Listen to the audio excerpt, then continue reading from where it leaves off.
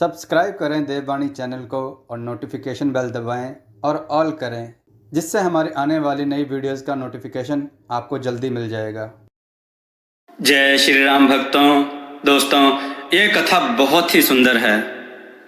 हमें किसी के साथ छल कपट नहीं करना चाहिए, चाहे हम दान ही क्यों ना दे रहे हों। कथा को गौर से सुनिए, अपने विचार कमेंट में जरूर दीजिए। चलिए कथा की ओर चलते हैं। आज की कथा है चतुर बहू और एक सेठ और परलोक के भोजन का स्वाद। आइए कथा श्रवण करें। एक सेठ ने अन्न सत्र खोल रखा था। उसमें दान की भावना तो कम थी, पर समाज उन्हें दानवीर समझकर उनकी प्रशंसा करे, यह भावना मुख्य थी। उनके प्रशंसक भी कम नहीं थे। थोक का व्यापार था उनका। वर्ष के अंत में अन्न के कोठरों में जो सड़ा गला अन्न बिकने से बच जाता था, वह अन्न सत्र के लिए भेज दिया जाता था। प्राय सड़े बाजरे की रोटी ही सेठ के अन्न सत्र में भूखों को प्राप्त होती थी। सेठ के पुत्र का विवाह हुआ। पुत्र वधू घर आई। वह बड़ी सुशील, धर्मज्ञ और विचारशील थी। उसे जब पता चला कि उसके ससुर द्वारा खोले गए अन्न सत्र में सड़े बाजरे की रोटी दी जाती है, तो उसे बड़ा दुख हुआ। उसने भोजन बनाने की सारी जिम्मेदारी अपने ऊपर ले ली।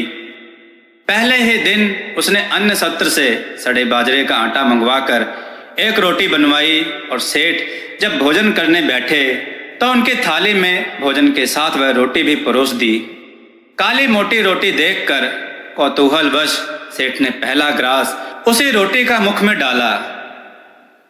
ग्रास मुंह में जाते ही वे थू थू करने लगे और थूकते हुए बोले, बेटी, घर में आटा तो बहुत है, यह तूने रोटी बनाने के लिए सड़े बाजरे का आटा कहाँ से मंगवाया? पुत्र वधू बोली, पिताजी, यह आटा परलोक से मंगवाया गया है। ससुर बोले, बेटी, मैं कुछ समझा नहीं। पिताजी, जो दान पुण्य हमने पिछले जन्म में किया, वही कमाई अब हम खा रहे हैं, और जो हम इस जन्म में करेंगे वही हमें परलोक में मिलेगा।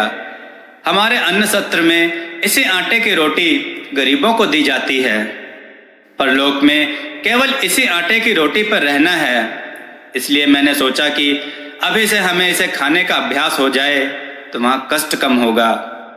सेठ को अपनी गलती का एहसास हुआ।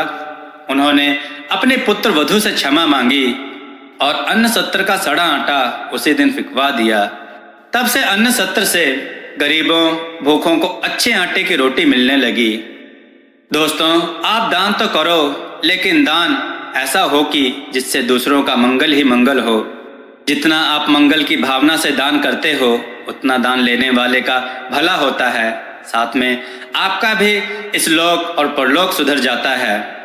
दान करते समय यह भावना नहीं होनी चाहिए कि लोग मेरी प्रशंसा करें, वाहवाही करें। दान इतना गुप्त हो कि देते समय आपके दूसरे हाथ को भी पता ना चले। दोस्तों, आपको यह कथा कैसी लगी? अपने विचार और सुझाव कमेंट में जरूर दें। हमारी कथाओं को लाइक करें, हमारे चैनल को सब्सक्राइब करना ना भूलें। हमारी कथाओं को शेयर जरूर करें, जिससे लोगों को अच्छे से अच्छा ज्ञान प्राप्त हो। जय श्री राम भक्तों।